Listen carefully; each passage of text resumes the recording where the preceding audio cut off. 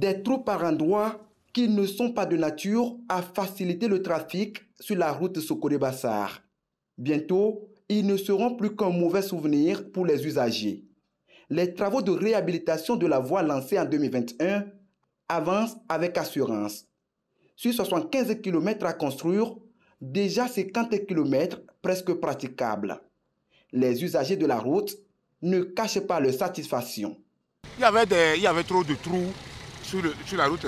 Bon, actuellement, c'est bon parce que même voir jusqu'à Bassar là, donc c'est très joli. C'était cassé, c'est pas large comme il faut, c'est serré. Donc maintenant, on voit que si vous faites ça, c'est mieux par rapport à avant.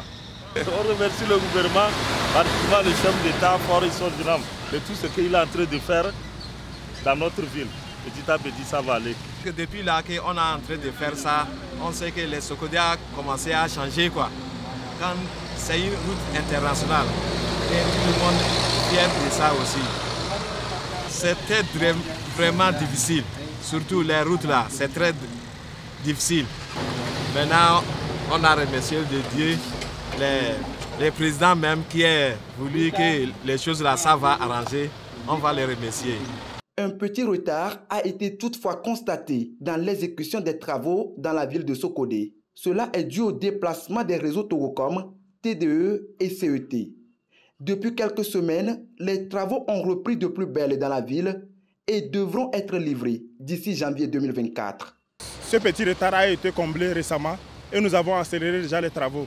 Si nous faisons un peu le tour du chantier, nous allons voir que sur la bretelle de Sokodé, il y a eu déjà ce qu'on appelle le sol ciment, le GNT et l'imprégnation, puis le sablage pour pouvoir permettre aux riverains de pouvoir vaquer à leur occupation.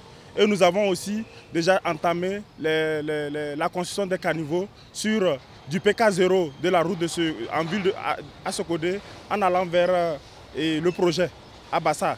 Sur la ligne, les travaux du contournement du mont Fazao Malfa Kassa connaissent également une évolution.